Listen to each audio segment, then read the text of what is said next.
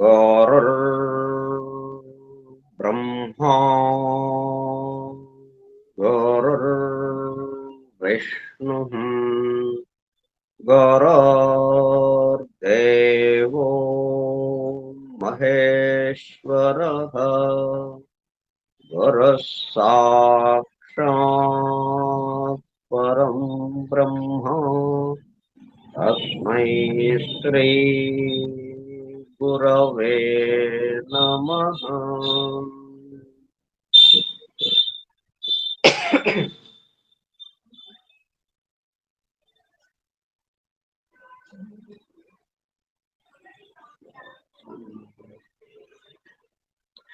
व्यासं वसिष्ठनप्तारं शक्तेः पौत्रमकल्मषम् पराशरात्मजं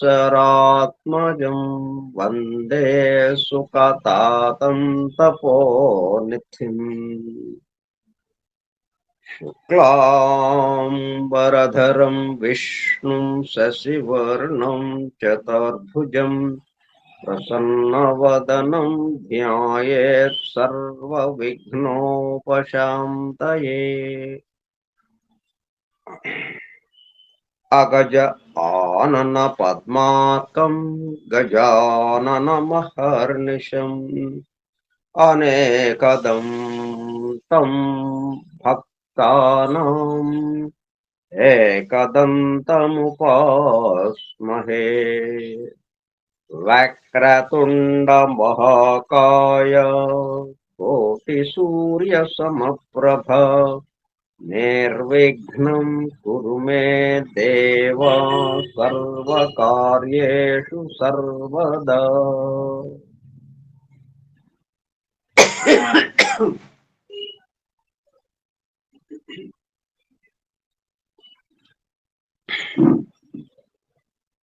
सरस्वती नमस्तुभ्यं वरदे कामरूपिणी विद्यारम्भं करिष्यामि सिद्धिर्भवतु मे सदा।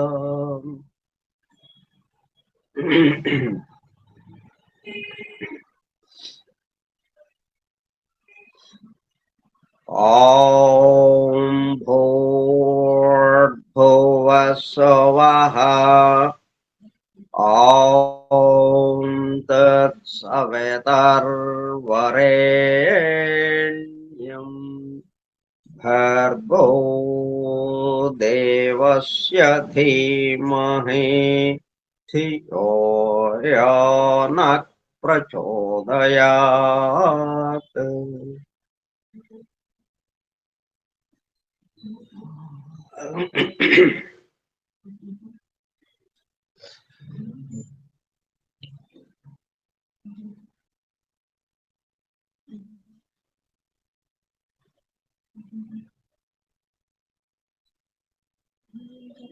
వాసుదేవ.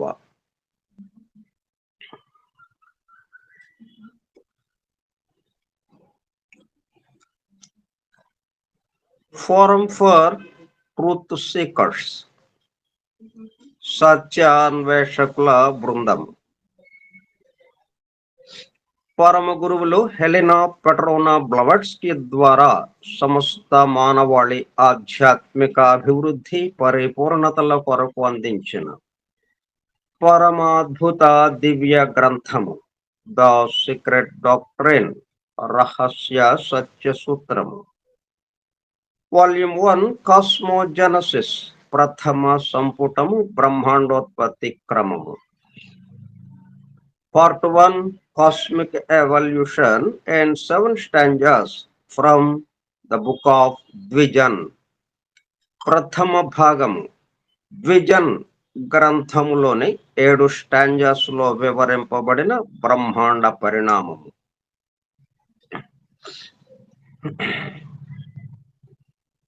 గ్రంథ పఠనము, అధ్యయనము, అవగాహన, ఆత్మదర్శనము కార్యక్రమము. 278వ పాఠము 25/8/2025 సోమవారము సాయంత్రం 4:30 గంటలు.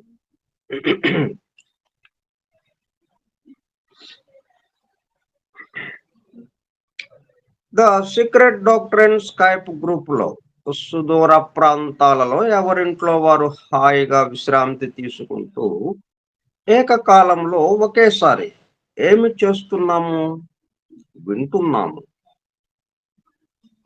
ఏమి వింటున్నాము? శాస్త్ర సాంకేతిక రంగములలో ఎంతో వేగముగా పురోగమిస్తున్న ప్రస్తుత కాలములోని మానవాళి అదే వేగముతో ఆధ్యాత్మిక రంగంలో కూడా పురోగమించుటకు వీలుగా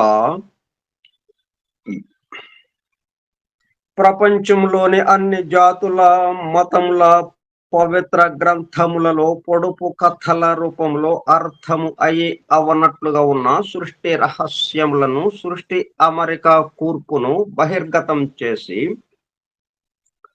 మానవాళికి అందించి వాటి అవగాహన ద్వారా ఆత్మదర్శనము పొందుట అను దివ్య ప్రణాళిక అమలుపరచబడుటకు పరమ గురువులు మేడం హెలెనా పెట్రోనా బ్లవట్స్కీ ద్వారా అత్యద్భుతముగా అందించిన ద సీక్రెట్ డాక్ట్రిన్ గ్రంథములో బాహాటముగా ఇవ్వబడిన అతి నిగూఢములైన సృష్టి రహస్యములు, వాటి మూలము, గ్రంథ హృదయమును చేరు పద్ధతులు తెలుసుకోవాలనే తీవ్ర ఇచ్ఛతో, తపనతో సత్యాన్వేషణలో భాగముగా ఎన్నో నిగూఢ విషయములను మరింత లోతుగా తెలుసుకుంటూ సత్యమును చేరు ప్రయత్నంలో మనమందరము ఇక్కడ చేరాము.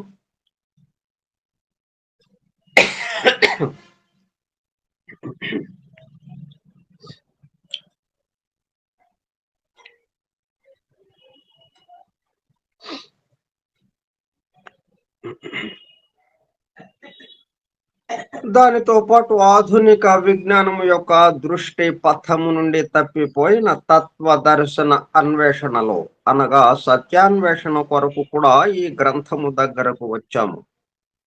The true student of the secret doctrine is a జ్ఞాన యోగి అనే మేడం బ్లవట్స్కీ తన చివరి రోజులలో అన్న మాటలను నిజం చేయటానికి మనమందరము జ్ఞానయోగిగా అగుటకు కూడా ఇక్కడ చేరాము. గత 2 సంవత్సరముల 8 నెలల కాలము పాటు ద సీక్రెట్ డాక్ట్రిన్ గురించి తెలుసుకోవడానికి ప్రయత్నించిన మనము ప్రస్తుతము ఇక్కడ చేరి ద సీక్రెట్ డాక్ట్రిన్ ను తెలుసుకుంటూ ఆపై సమస్త విశ్వముగా రూపుదాల్చిన ద సీక్రెట్ డాక్ట్రిన్ యందు ప్రవేశించి ద సీక్రెట్ డాక్ట్రిన్ గా స్వస్థితి యందు మేల్కాంచుటకు చేస్తున్న చిరు ప్రయత్నమే ఈ కార్యక్రమం. ఈ దివ్య జ్ఞాన మహాయజ్ఞ కార్యక్రమంలో పాల్గొని చెవియొగ్గి వినుచున్న అనగా ఒళ్ళంతా చెవులు చేసుకుని వినుచున్న ప్రియ సత్యాన్వేషక సోదర శ్రోతలందరకు నమస్కారము.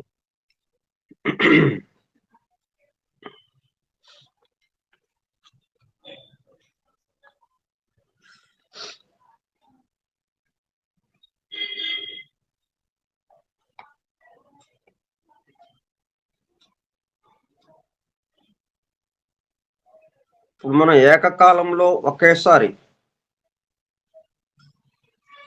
ఏమి చేస్తున్నామని అంటున్నాం. అంటే ఒక్క చోట ఉన్నట్టుగా, ఒకేసారిగా అన్నట్టుగా. మనం దూరంగా ఉండొచ్చు. కానీ స్క్రీన్ మీద ఎలాగైతే ఒక్క చోటకి చేరామో, అట్లా ఈ విశాల విశ్వంలో ఆయన యొక్క సృష్టిలో, ఆయనలో మనం భాగంగా దగ్గరగానే ఉన్నాము.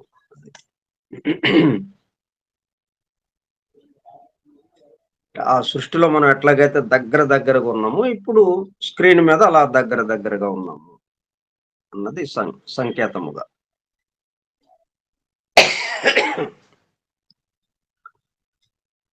అని బెసెంట్ ద్వారా ప్రసాదింపబడిన universal prayer invocation. O hidden life vibrant in every atom.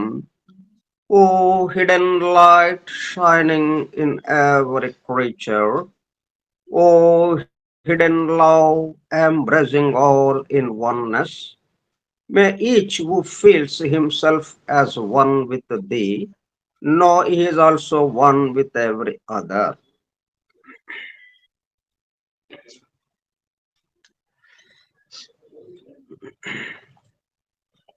మనం స్టాంజా 2లో ఉన్నాము.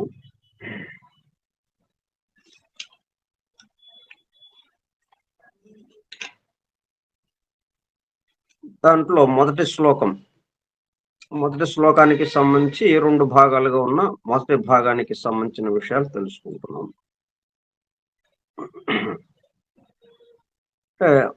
Where were the builders, the luminous sons of Manvantaric dawn?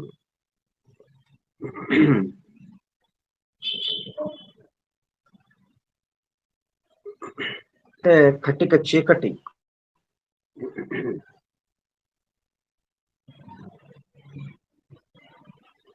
ఎవ్వరూ మేల్కోలేదు.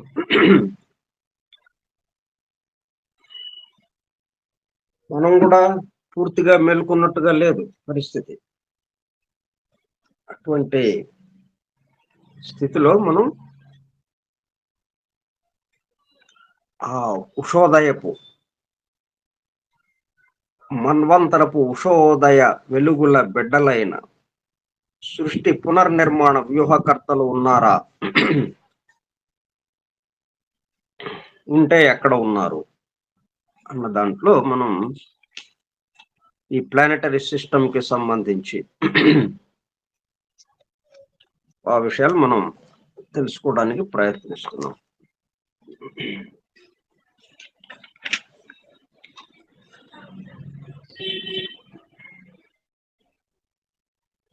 దానికి సంబంధించి ద డివైన్ ప్లాన్ జాఫ్రియా బర్బరక ద్వారా మనకు అందింపబడిన ద డివైన్ ప్లాన్ లో 209వ పేజీలో దీనికి సంబంధించి కొంత సమాచారం ఉంది. దాన్ని మనం దర్శిద్దాం.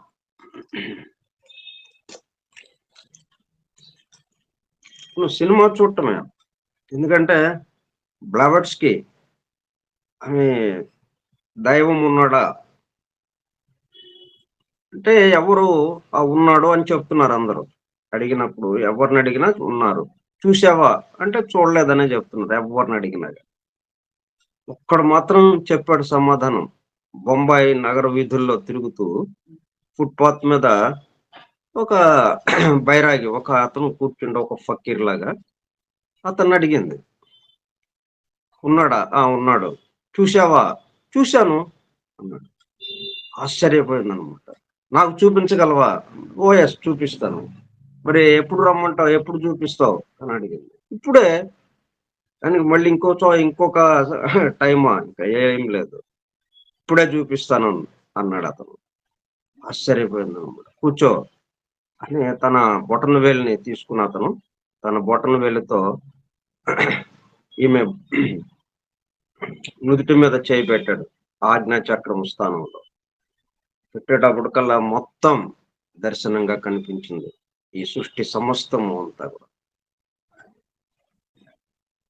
యశోదకి ఎట్లాగైతే ఆ కృష్ణుడి నాలుక మీద ఎలా దర్శించిందో యశోద అట్లాగే ఈకే గారు ఏకరాల కృష్ణమాచార్య ద సీక్రెట్ డాక్టర్ని చదివేటప్పుడు అలాగా దర్శించారు ఆయన. ఇట్లా ఇది దర్శన గ్రంథం, దర్శించటమే.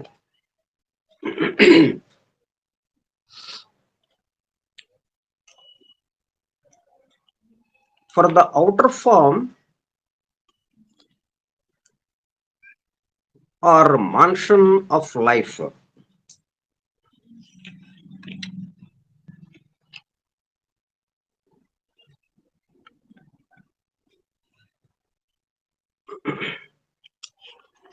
మాన్షన్ ఆఫ్ లైఫ్ అనేటప్పటికల్లా మనం అంటే విడివిడిగా ఉన్నట్టుగా అయిపోతుంది. భవంతి ఒక్కొక్క సౌధం ఒక చోట కేంద్రీకృతమైన శక్తి లాగా.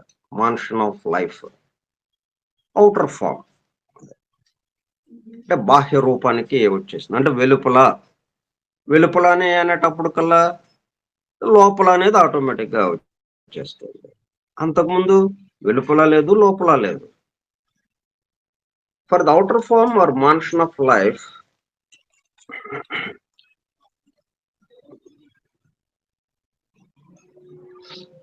is built upon an inner core or center of being which is imperishable.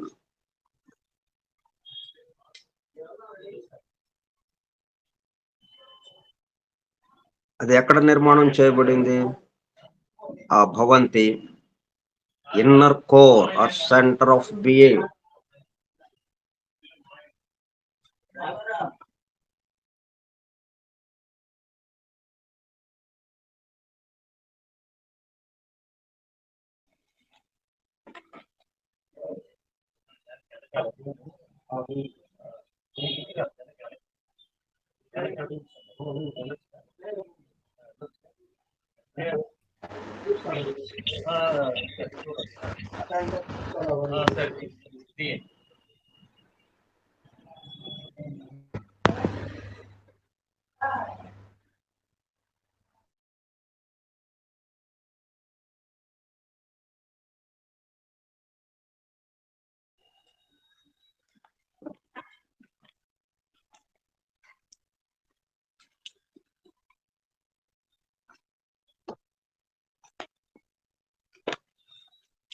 ప్రళయం నుంచి సృష్టి స్థితిలోకి మన్వంతరంలోకి రావడానికి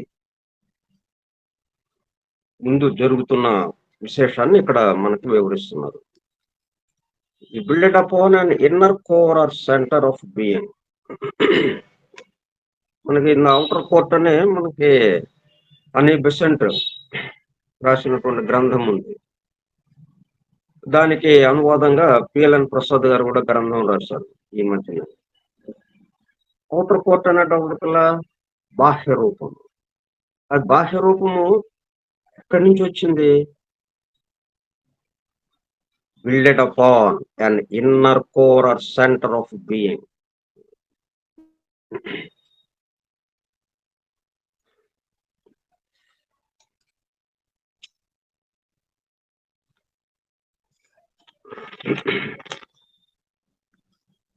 మధ్య కేంద్ర భాగం ఒక చోట కేంద్రీకరించేటప్పటికల్లా అది ఆధారంగా వ్యక్తమైంది బయటికి అవుటర్ షేప్, ఆ బాహ్య ఆకారం, outer court. Inner core or centre of being which is imperishable.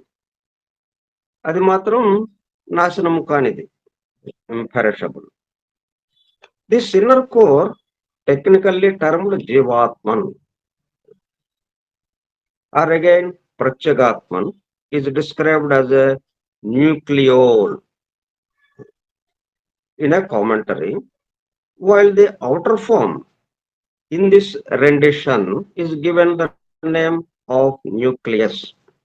ఈ రెండు మాటలు మనం ఇప్పుడు తెలుసుకుందామనే మనం అంతకుముందు ఇది చదువుతూ ఈ రెండు న్యూక్లియోల్, న్యూక్లియస్, ఈ రెండు పదాలు మనం కొంత అర్థం చేసుకుంటే అప్పుడు మనం ఈ మన్వంతర స్థితికి ఎలాగ వస్తుంది. ఇక అక్కడ మొదలుకొని మన వరకు వృక్ష వర్గు, జంతు వర్గు, మానవ వర్గు, ఇట్లాగా అన్ని చోట్ల ఇదే పద్ధతులు ఎలా జరుగుతుందో అది మనకి అర్థమవుతుంది.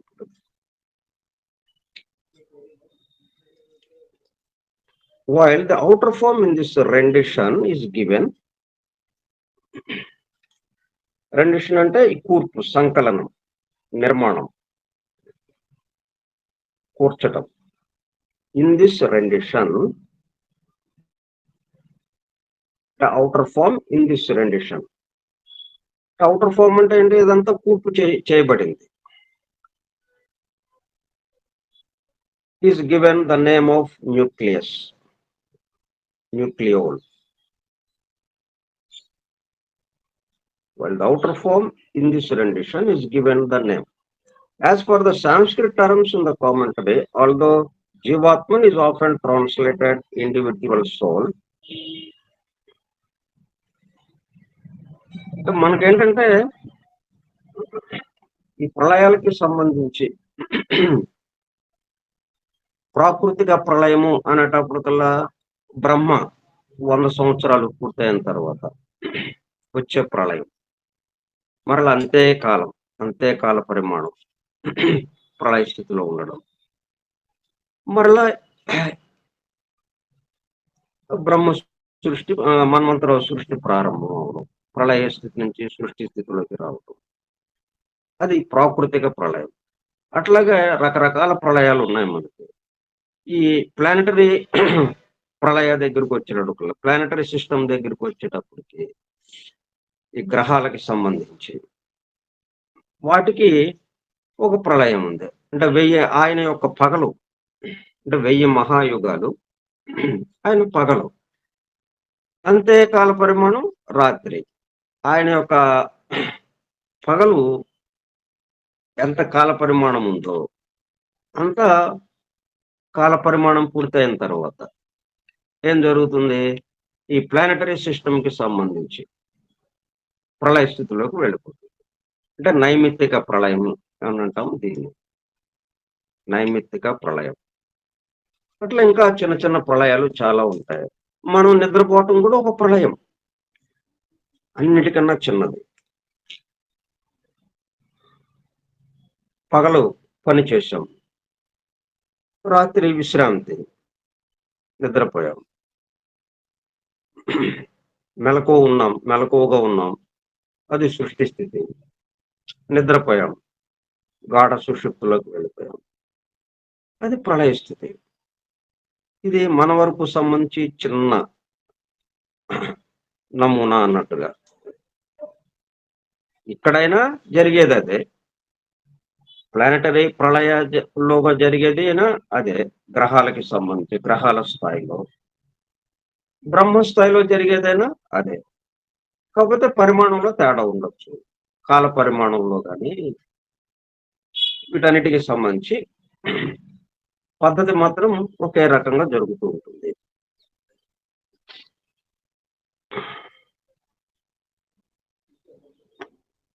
మనం ఇక్కడ ఎక్కడి నుంచి చెప్తున్నాడు అంటే, మన జీవాత్మని is often translated individual soul. This term may be rendered the atmic essence of life. Since jiva from the verb root jiv, to live, means life.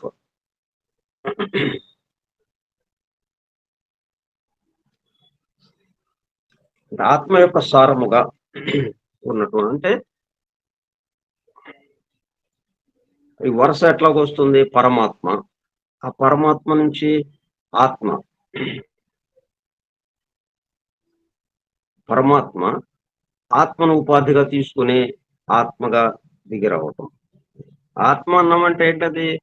మనం ఒక మాట చెప్తున్నామంటే అది ఉపాధి తీసుకున్నది, ఉపాధి తీసుకోబడినది.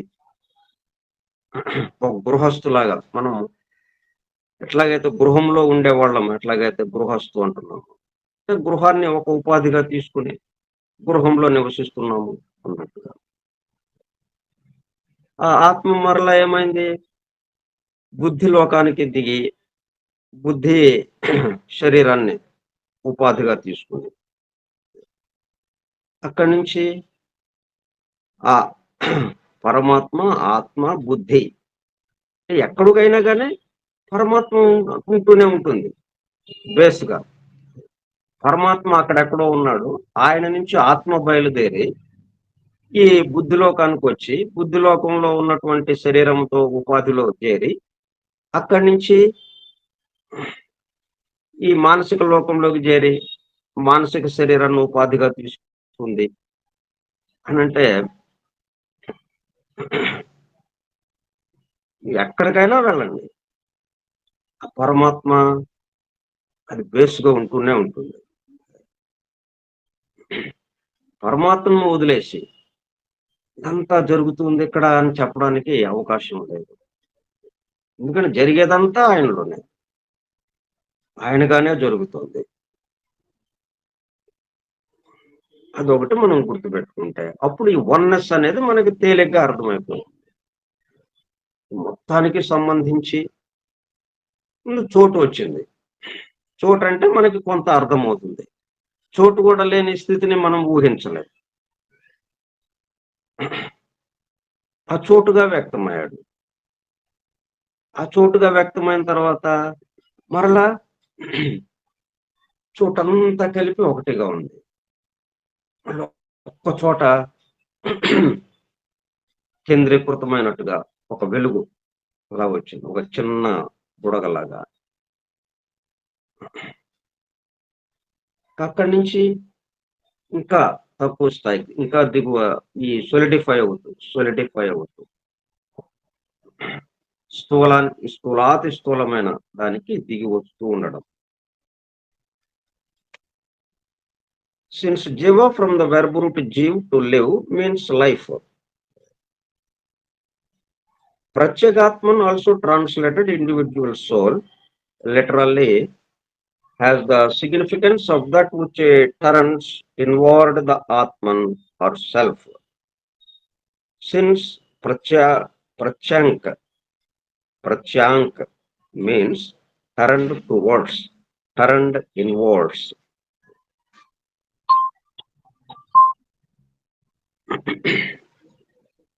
Paramatman signifies universal spirit, the source of Atman. పరమాత్మ మొత్తానికి ఒక పేరు పెట్టాం పరమాత్మ అని. ఆ పేరు పెట్టామంటేనే అక్కడ ఏమవుతుంది, ఆ పరమాత్మ ఉపాధి అయిపోతుంది, ఆ పేరు ఉపాధిగా అయిపోతుంది. మనం ఊహించటానికి, ఉచ్చరించటానికి, చెప్పుకోవడానికి అవకాశం లేనిది అది. దాని గురించి ఊహించినా దాని నుంచి విడిపడిపోతాం, దాని గురించి చెప్పుకున్నా దాని నుండి విడిపడిపోతాం. అటువంటిది అది. కానీ మనం మరి అది ఆయన యొక్క సంకల్పం ఏంటి, అట్లా చెప్పుకోవాలని, ఆయన గురించి చెప్పుకోవాలి, ఆయన గురించిన మాటలే వినాలి,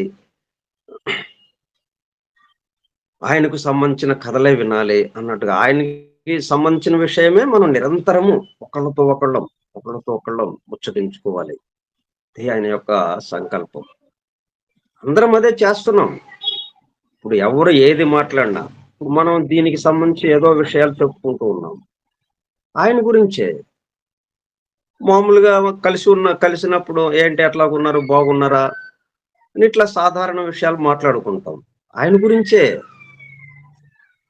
మనకేమో అది సాధారణ విషయాలు అన్నట్టుగా ఉంటాయి, మన వరకు మనకి సంబంధించినవి అన్నట్టుగా, మన ఇద్దరికి సంబంధించిన విషయాలు అన్నట్టుగా ఉంటాయి. ఇంకా విశ్వం చాలా ఉంది కదా, చాలా విషయాలు ఉన్నాయి.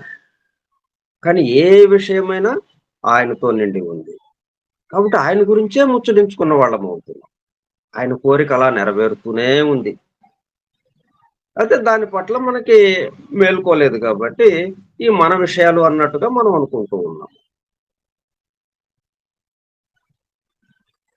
Turned inwards. Paramatman signifies universal spirit, the source of Atman. అంటే మనకి ఆత్మ దగ్గర నుంచి మనం చెప్పుకుంటూ వస్తున్నాం. ఆత్మ బుద్ధిలోకానికి వచ్చి బుద్ధిమయ శరీరాన్ని, బుద్ధిమయ లోకానికి సంబంధించిన శరీరాన్ని ఉపాధిగా తీసుకుని ఆత్మ బుద్ధి కలిసి మరలా కిందకి దిగింది. అంటే ఎక్కడ ఏ లోకంలో అడుగు పెట్టినా ఆ లోకానికి సంబంధించిన శరీరం కట్టుకోవాలి మనం. ఆ లోకానికి సంబంధించిన ఉపాధి మనం తీసుకోవాలి. లేకపోతే ఆ లోకంలో మనం తిరగటానికి అవకాశం లేదు. ఇప్పుడు మరి నారదుడు అన్ని లోకాలు తిరుగుతూ ఉంటాడని మనం అంటూ ఉంటాం. ఆ వీణ పట్టుకొని వీణని మీటుతూ నారాయణ నారాయణ అంటూ మరి అదే ఇదిగా మొత్తం అన్ని లోకాలు ప్రయాణం చేస్తూ ఉంటాడు. అటు నుంచి ఇటు, ఇటు నుంచి అటు. ఎలాగా చేస్తున్నాడు? మరి ఎక్కడికక్కడ శరీరాలు మార్చుకున్నట్టుగా లేదు. ఉపాధులు మారుతున్నట్టుగా లేదు. ఒకే ఆకారము అలాగా పైనుంచి కిందకి, కింద నుంచి పైకి ఎళ్తున్నట్టుగా మనకనిపిస్తుంది. అంటే సమస్తమందు నారాయణుని దర్శిస్తూ ఉన్నప్పుడు, ఇంకా ప్రత్యేకంగా ఉపాధులతో పని లేదు ఇక మనం.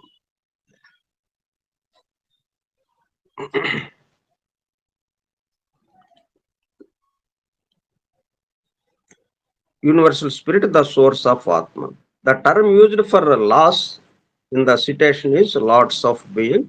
Their forms are, of course, the globes or mansions of life. ఈ భవంతులు మాన్షన్స్ అంటే సౌధాలు.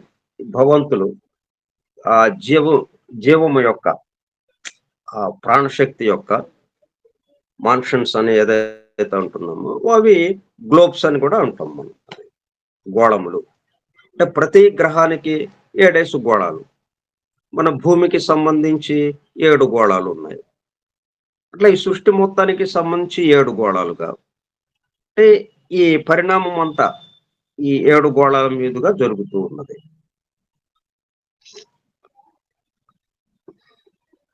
The nucleoles are eternal and everlasting.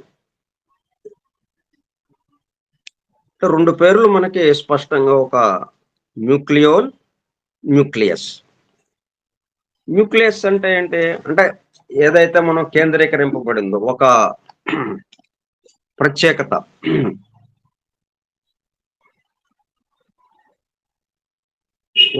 మొత్తం చోటంతా ఒక్కసారిగా వ్యక్తం కాకుండా, చోటంతా ఒకటే ఇదిగా ఉన్నప్పటికీ ప్రత్యేకంగా ఒక చోట కేంద్రీకరింపబడి ఆ వెలుగు, ఆ ప్రకాశము వ్యక్తమవటం. వ్యక్తమయ్యేటప్పటికల్లా అక్కడేమయింది? లోపల, వెలుపల అని వచ్చింది. ఇప్పుడు లోపల ఉన్నదాన్ని కేంద్రకము అని, దాని చుట్టూ ఉన్నదాన్ని దాని యొక్క మెసెంజర్స్ లాగా, ఆ కేంద్రం యొక్క ఆజ్ఞలని వార్తాహరులాగా, అవి చారవేసే మెసెంజర్స్ లాగా ఆ కేంద్రం యొక్క వ్యక్త రూపంగా ఈ చుట్టూ ఉండేది ఉన్నాయి అని ఆ 2 పేర్లు మనకు వచ్చినాయి అన్నమాట. Nucleole, nucleus. ఇప్పుడు వాటి గురించి చూద్దాం. వీటిల్లో ఒకటి the nucleoles are eternal and ever lasting.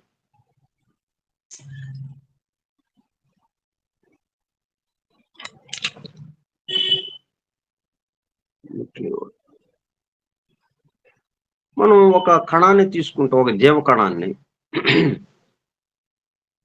ఒక అణువుని గాని సూక్ష్మదర్శిని క్రింద ఒక కణం యొక్క కేంద్రకాన్ని చూస్తున్నట్లయితే న్యూక్లియోలస్ లేదా న్యూక్లియోలి అని పిలువబడే న్యూక్లియోలి అని పిలువబడే ఒకటి లేదా 2 చిన్న గుండ్రని ఆకారాలను గమనించవచ్చు. అత్యంత సూక్ష్మాతి సూక్ష్మంగా ఉంటుంది. మనం పరికరాలు తయారు చేసుకున్నాం కాబట్టి, అంతకుముందు వాళ్ళు ఏంటి, దివ్య దృష్టితో వాటిని గమనించారు. వాళ్ళకి పరికరాలు ఇంకేమీ లేదు. వాళ్ళ దేహమే ఒక పరికరం. వాళ్ళ దేహంలోనే ఆ షట్చక్రాలు, సహస్రారమే వాళ్ళకి పరికరాలు. వాటి ద్వారా వాళ్ళని మిగతా మొత్తాన్ని దర్శించారు. ఈ విశ్వం యొక్క సృష్టి మొత్తాన్ని. అయితే మనం అట్లాగా స్థూలానిగా ఉన్నాం కాబట్టి మనకు పరికరాలు అవసరమైనవి. పరికరాల ద్వారా ఏమైంది, సూక్ష్మదర్శిని తయారు చేసుకున్నాం. దాని నుంచి ఇప్పుడేంటి, ఒక కణం యొక్క కేంద్రకాన్ని చూస్తున్నట్లయితే న్యూక్లియోలస్ లేదా న్యూక్లియోల్ అని పిలువబడే 1 లేదా 2 చిన్న గుండ్రని ఆకారాలను గమనించవచ్చు. న్యూక్లియోలస్ అంటే చిన్న కేంద్రకం. కేంద్రకం మానవ మెదడు లాంటిదన్నమాట. మెదడు అంటే మనకి మొత్తం ఈ భౌతికంగా ఈ సమస్త వ్యాపారాలు, ఈ దేహ వ్యవస్థకి సంబంధించి మొత్తాన్ని నియంత్రిస్తున్నది మెదడు నుంచి సమాచారం, మెదడు నుంచి జరుగుతుంది. అట్లా మానవ మెదడు ఎలాగైతే ఈ మొత్తాన్ని నియంత్రిస్తుందో, అట్లా ఆ అణువుకి సంబంధించిన కేంద్రకం ఆ న్యూక్లియోల్ అన్నది మొత్తాన్ని నియంత్రిస్తూ ఉంటుంది. అందుకని అదేంటన్నమాట, ఎటర్నల్ అండ్ ఎవర్ లాస్టింగ్, ఎల్లప్పుడూ ఉండేది అది.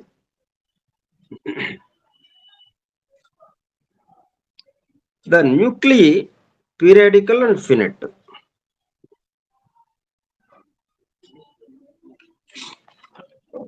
అంటే దాని చుట్టూ ఉన్న భాగాన్ని ఏమంటున్నాం, న్యూక్లీ అంటే బహువచనం, దేనికి, న్యూక్లియస్ కి.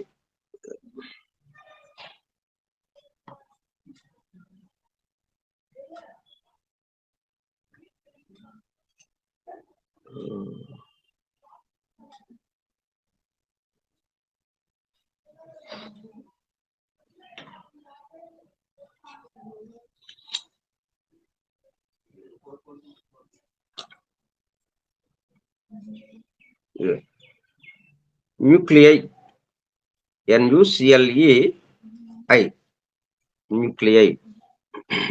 ఈ న్యూక్లియై పీరియాడికల్ అండ్ ఫినెట్. ఆ న్యూక్లియై అంటే జీవాణు కేంద్రకాలు లేక ముఖ్య భాగాలు. ఒక కణంలోనే అత్యంత ముఖ్యమైన భాగమైన కణ కేంద్రకం. న్యూక్లియస్ యొక్క బహువచన రూపం జన్యు పదార్థాన్ని కలిగి ఉంటుంది. న్యూక్లియస్ అని ఏదైతే అంటున్నామో అది కూడా కేంద్రకంలోనే ఉంటుంది, కానీ దాని చుట్టూరా ఉంటుంది. ఎట్లాగా, కేంద్రకంలో ఉన్నటువంటి న్యూక్లియోలి అని ఏదైతే అంటున్నామో దాని చుట్టూరా ఉంటుంది. ఇది నేను మన సీక్రెట్ డాక్టర్కి సంబంధించిన ఆ గ్రూప్ లో పోస్ట్ చేశాను ఒక బొమ్మ, ఒక చిత్రము.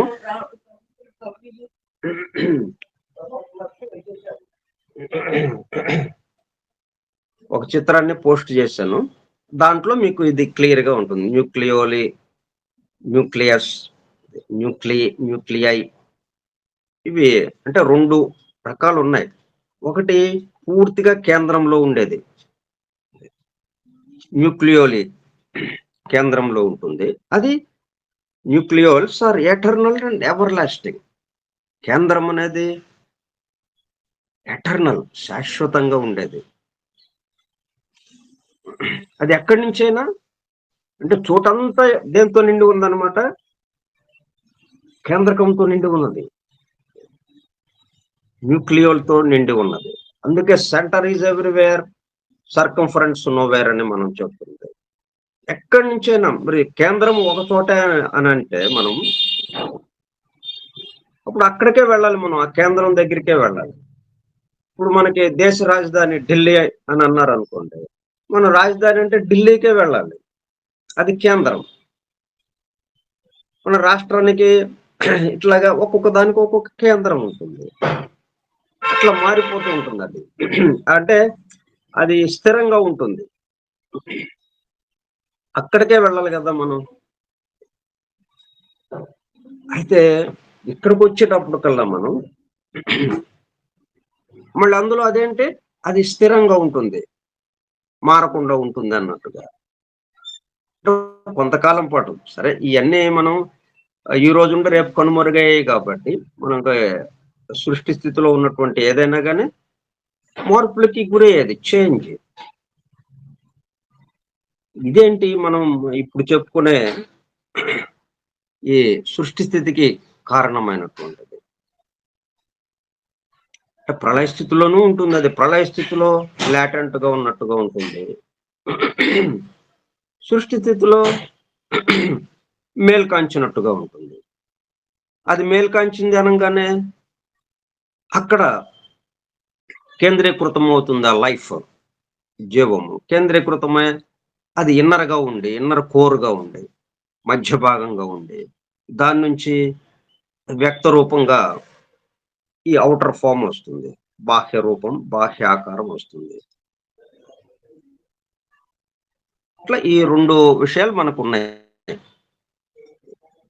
న్యూక్లియోల్స్ are eternal and everlasting. The nuclei periodical and finite. దాని చుట్టూరా ఉన్న దాన్ని న్యూక్లియై అంటాం. అణు కేంద్రంలోనే ఉంటుంది అది కూడా. పొరల మధ్యన ఉంటుంది. The nucleoles form part of the absolute. ఈ మొత్తం అబ్సల్యూట్ అంటే సమస్తం, మూల తత్వంగా ఉండేది, ఒకే తత్వంగా, అబ్సల్యూట్ పరిపూర్ణ తత్వంగా ఉండేది ఏదైతే ఉందో అదంతా దేంతో కూడుకున్నది? న్యూక్లియోల్స్ తో కూడుకున్నది. అందుకని ఈ తత్వం ఏదైతే ఉందో శాశ్వతంగా ఉండే తత్వము, పరిపూర్ణ తత్వం, దానికి సంబంధించింది కాబట్టి ఇది ఎటర్నల్ అండ్ ఎవర్ లాస్టింగ్ అంటుంది. ఈ న్యూక్లియోల్స్ కేంద్రకంలో ఉన్నది.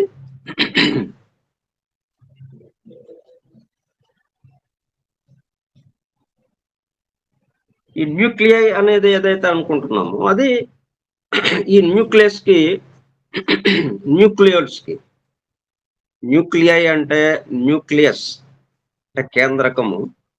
ఆ న్యూక్లియస్ కి, ఈ న్యూక్లియస్ చుట్టూ ఉండేది. దేని చుట్టూ? న్యూక్లియోల్స్ కి చుట్టూ ఉండేది. న్యూక్లియోల్స్ అనే దాని చుట్టూరా ఉండేదాన్ని న్యూక్లియస్ అంటాం. దాని యొక్క బహువచన రూపం న్యూక్లియై. ఇది జన్యు పదార్థాన్ని కలిగి ఉంటుంది. ఇది పీరియాడికల్ అంటే నియమిత కాలంలో, అంటే కాసేపు అలా బయటికి వ్యక్తమవుతుంది, మళ్ళా న్యూక్లియోల్స్ లోకి లయం అయిపోతుంది, ఆ కేంద్రకంలో లయం అయిపోతుంది.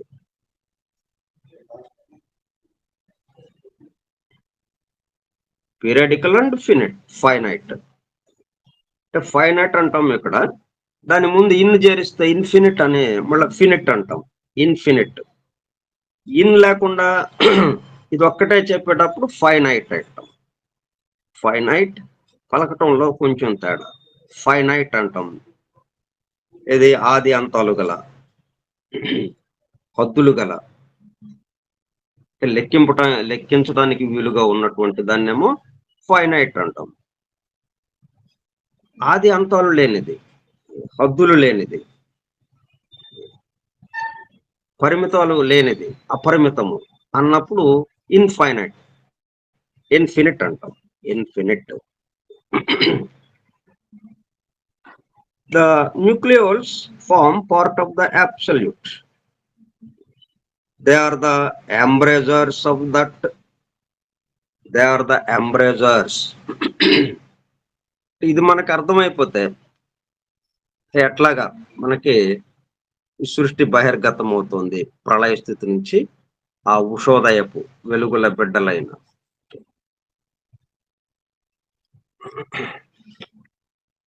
మన్వంతరపు ఉషోదయ వెలుగుల బిడ్డలైన సృష్టి పునర్నిర్మాణ వ్యూహకర్తలు ఎట్లా బయటకు వస్తున్నారు అది మనకి తెలుసు. వాళ్ళు బయటకు వచ్చారంటే ఇంకో ఉషోదయం అంటే సృష్టి ప్రారంభం.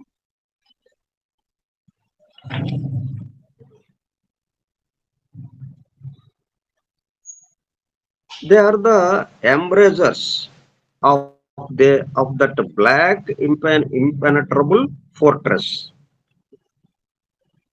ఇదంతా ఒక కోట గోడలాగా ఉంది, ఒక కోటలాగా, ఒక బురుజు. ఇంపెనట్రబుల్ అంటే చొరటానికి అభేద్యం అన్నమాట. దాని లోపలికి చొరటానికి వీలు లేనిదిగా.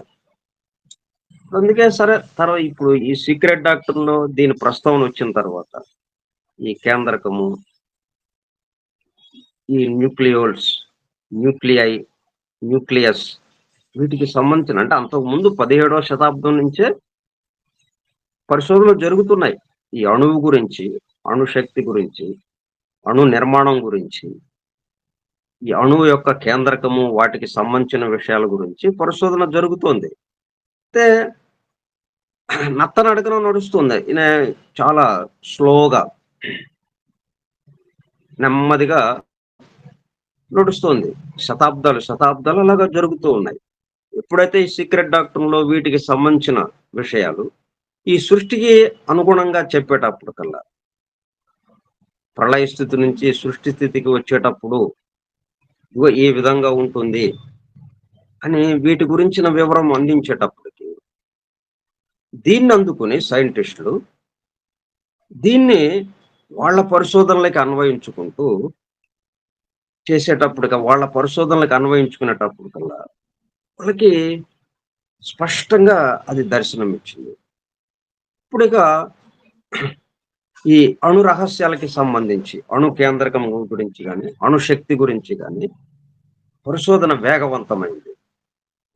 అత్యద్భుతమైన వేగంతో ఒక 100 సంవత్సరాల లోపే అద్భుతమైనటువంటి మరి ఈ సీక్రెట్ డాక్టర్‌ని రాకముందుకున్నటువంటి పరిశోధనలు,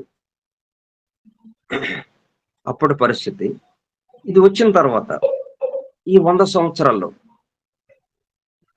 దాదాపుగా 140 సంవత్సరాలు, 150 సంవత్సరాల్లో మరి ఇప్పుడు ప్రస్తుతము ఎంత అభివృద్ధి జరిగింది సైన్స్‌లో. మొత్తానికి ఇది దోహదపడిందనమాట. అయితే ఇది కొత్తగా ఇవ్వబడిందా అంటే, మళ్ళీ కొత్తగా ఇచ్చింది లేదు. పవిత్ర గ్రంథాల్లో వేదము, పురాణాలు, ఉపనిషత్తులు అన్ని జాతుల పవిత్ర గ్రంథాల్లో ఉన్న విషయమే ఇది. అయితే అక్కడ పొడుపు కథల రూపంలో ఉండడంతో అర్థం కాక అసలు దాని గురించిన దాన్ని అధ్యయనం చేయకుండానే వీళ్ళు సొంతగా వీళ్ళకి అందినంత మేరకు నెమ్మదిగా పరిశోధన చేస్తూ వెళ్తూ ఉన్నారు ఆ లోతుల్లోకి. ఎప్పుడైతే దాంట్లో ఉన్న రహస్యాన్ని బాహాటంగా ఇచ్చారు సీక్రెట్ డాక్టర్ ద్వారా, అప్పుడు వాళ్ళు దాన్ని అందుకుని వాళ్ళ పరిశోధన వేగవంతం చేసుకున్నారు. అట్లాగే దీన్ని మన నిత్య జీవితానికి అన్వయించుకుంటూ మనం కూడా ఆ దైవానుభూతికి వెళ్ళటానికి వీలుగా ఆధ్యాత్మిక విషయంలో కూడా అంత వేగం పొందాలి మనం. కానీ అంత వేగాన్ని మనం పొందలేకపోయాం. సైన్స్ ఎంత దూరం వెళ్తోందో, ఎంత వేగంతో వెళుతోందో అంత వేగంతో ఈ ఆధ్యాత్మిక విషయాలు వెళ్ళటం లేదు. మనం దానికి సంబంధించిన అనుభూతిని పొందటానికి కొంచెం వెనకబడినట్టుగా అవుతుంది. అందువల్ల కుంటి నడకలాగా ఉందన్నమాట. ఐన్‌స్టీన్ అదే చెప్పాడు.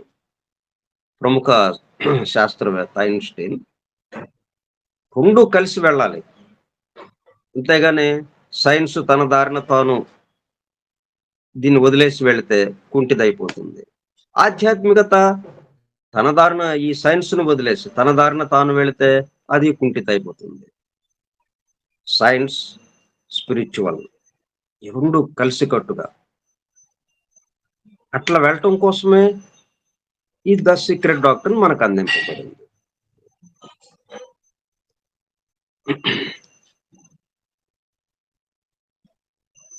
ఇది they are the embrasures of that black impenetrable fortress. Embrasures అంటే ఏంటంటే, మనం ఇంతకు ముందు ఫిరంగులు పేల్చడానికి వీలుగా కోట బురుజులు తయారు చేసేవాళ్ళు. అక్కడ కొంత ఖాళీ సందు వదిలిపెట్టేవాళ్ళు దానికి. ఆ సందులో ఈ ఫిరంగి యొక్క ఆ ఫిరంగిని దాంట్లో కూర్చి అక్కడి నుంచి వీళ్ళ ఈ కోట మీదకి ఎవరైనా వస్తుంటే వాళ్ళ మీద ఫిరంగిని పేల్చడం చేస్తుండేవాళ్ళు. అట్లా సందులాగా ఉన్నటువంటి దాన్ని ఎంబ్రేజర్స్ అంటాం. ఎందుకది ఆ లోపలికి రావడానికి ఎవరికి సాధ్యమయ్యేటట్లు లేకుండా ఎవరైనా లోపలికి ప్రవేశించాలంటే ఈ ఫిరంగుల్ని దాటుకుని రావాలి. అది అసాధ్యం. అది అట్లా ఎంబ్రేజర్స్ అనే పదాన్ని ఎందుకు వాడారు? లోపలికి రావాలి అంటే, లోపలికి ప్రవేశించాలి అంటే చాలా కష్టతరమైంది. మరి కోటను ముట్టడించడం అంటే సామాన్యమైన విషయం కాదు. కోటను ముట్టడించుదామని వెళితే పిట్టల్లాగా రాలిపోతారు ఈ ఫిరంగిని పేల్చేటప్పటికల్లా. ఎందుకంటే వీళ్ళకి సదుపాయంగా ఉంది. ఇక్కడ దీంట్లో ఈ సందుల్లో పెట్టేసి ఫిరంగిని అక్కడ అమర్చుకొని అలాగ పేలుస్తుంటే ఆ వచ్చే వాళ్ళందరూ చనిపోవటం ఇక. లోపలికి రావడానికి అత్యంత చాలా కష్టతరంగా ఉండేది కోటను ముట్టడించడం అనేది. అంటే సాధారణంగా ఫిరంగిని పేల్చడానికి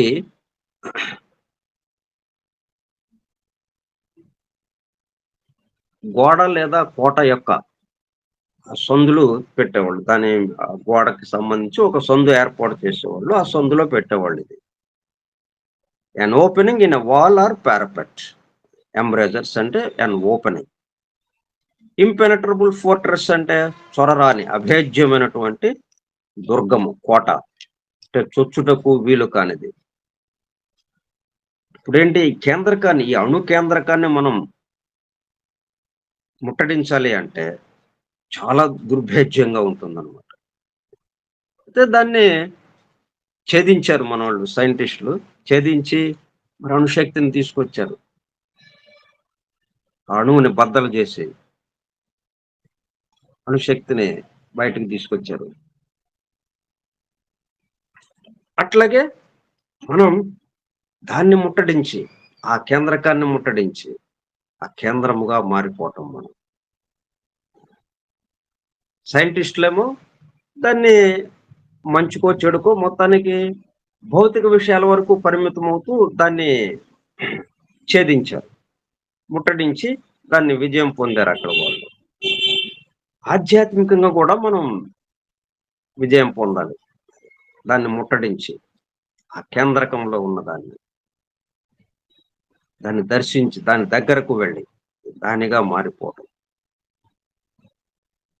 అప్పుడు అది పూర్తయినట్టు అవుతుంది. ఇప్పుడు మనం సగం వరకే ఆ కేంద్రకాన్ని ఆ లోపలికి ప్రవేశించడానికి అత్యంత దుర్భేద్యంగా ఉన్నదాన్ని సైంటిస్టులు లోపలికి ప్రవేశించగలిగారు. దాన్ని ముట్టడించగలిగారు. కొంతమేరకు విజయం సాధించారు. అట్లాగే ఆధ్యాత్మికంగా కూడా మనం విజయం సాధించాలి. ఆ దైవానుభూతిలోకి వెళ్ళాలి. Impenetrable fortress which is forever concealed from human or even ధ్యానిక్ sight. ఆ కేంద్రకం అనేది కన్సీల్డ్, దాయబడి ఉంది.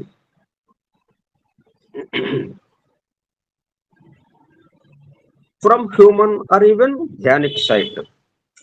మనం ధ్యానము ద్వారా, తపస్సు ద్వారా చేరదాము అంటే చేరటం చాలా అసాధ్యముగా ఉంది. అది దాచబడి ఉంది, concealed. The nuclei are the light of eternity escaping therefrom. న్యూక్లియోల్ నుంచి న్యూక్లియోలి నుంచి అంటే కేంద్రకంలో నుంచి న్యూక్లియై అంటే న్యూక్లియస్ బయటకి వెలుగుగా ప్రసారం అవుతుంది. దాంట్లో నుంచి వెలుగు బయటకి ప్రసారం అయ్యేటప్పుడు అది న్యూక్లియస్ గా మారి light of eternity escaping therefrom, ఆ శాశ్వతంగా ఉండే వెలుగు ఏదైతే ఉందో అది దాని నుంచి బయటకి ప్రసరించబడుతూ న్యూక్లియస్ గా మారి ఈ సృష్టింపబడటానికి దోహదపడుతుంది. సృష్టింపబడడం అనేటప్పుడు కల్లా ఏమైంది, అది పరిమితం అయిపోయింది. అదేమో ఉన్నదేంటి, దేని నుంచి వస్తుందా సృష్టి? ఎటర్నల్ అండ్ ఎవర్ లాస్టింగ్, ఎల్లప్పుడూ ఉండేది ఆ కేంద్రకం. ద న్యూక్లియోలి ఆర్ న్యూక్లియోల్ న్యూక్లియోలి ఎల్లప్పుడూ ఉండేది కేంద్రకముగా. దాని నుంచి ఒక వెలుగుగా ఉంది. అది ఒక పదార్థమయంగా లేకుండా వెలుగుమయంగా ఉంది. అంటే అత్యంత సూక్ష్మంగా ఉంది. దాని నుంచి ఆ వెలుగు ప్రసారం అయ్యేటప్పుడు కల్లా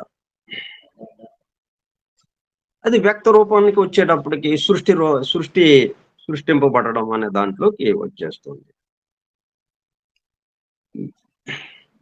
అప్పుడేమవుతుంది, అది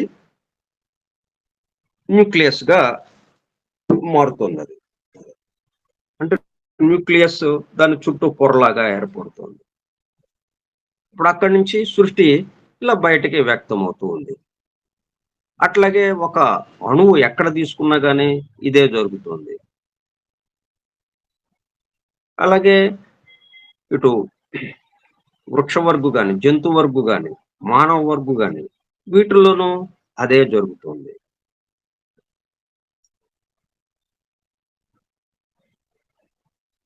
the nuclei or the light of eternity, శాశ్వత వెలుగు, ఎస్కేపింగ్ దేర్ ఫ్రమ్. ఈ న్యూక్లియై అంటే న్యూక్లియస్ బహువచనం.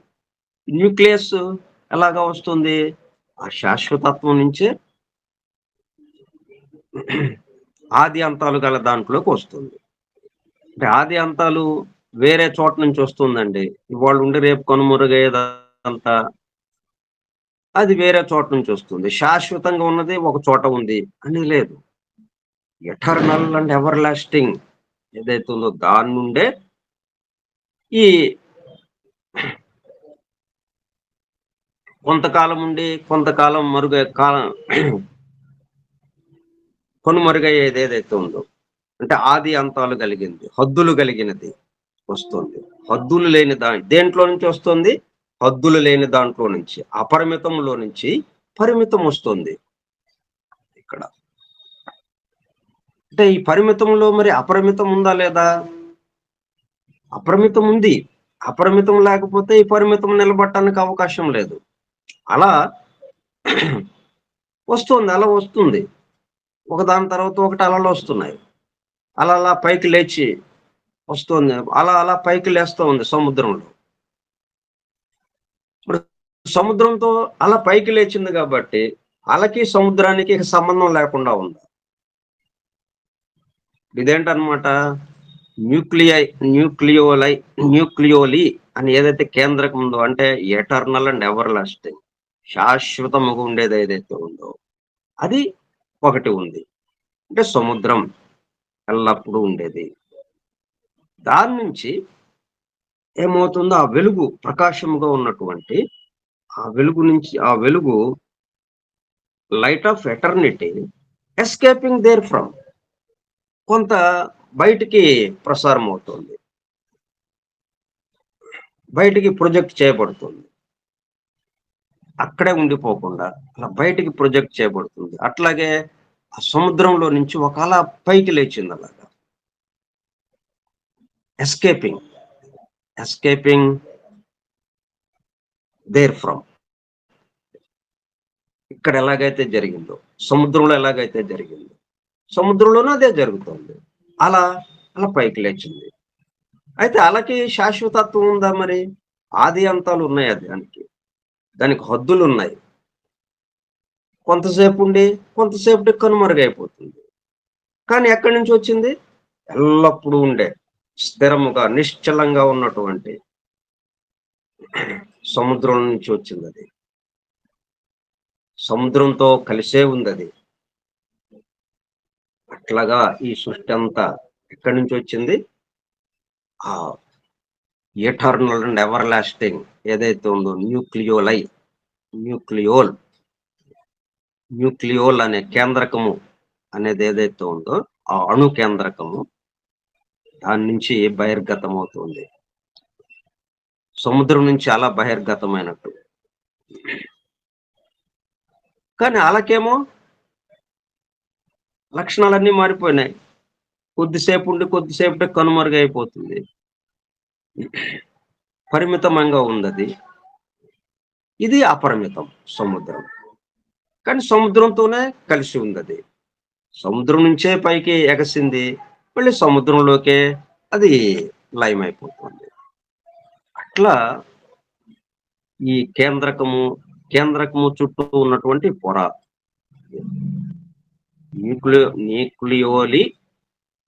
న్యూక్లియస్, ఈ రెండు అట్లా ఉన్నాయన్నమాట. సముద్రము అలా.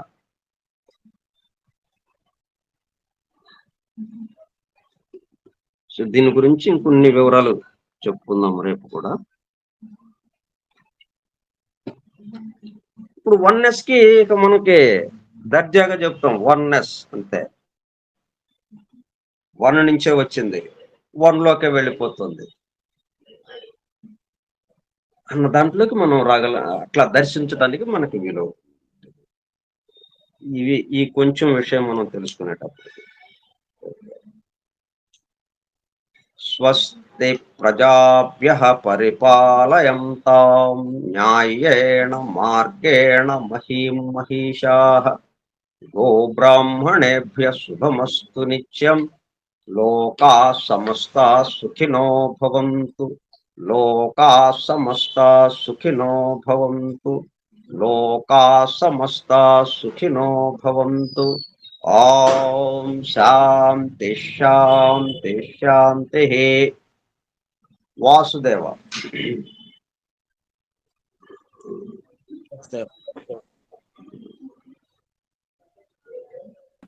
Vasudeva. Thank you, sir. Vasudeva.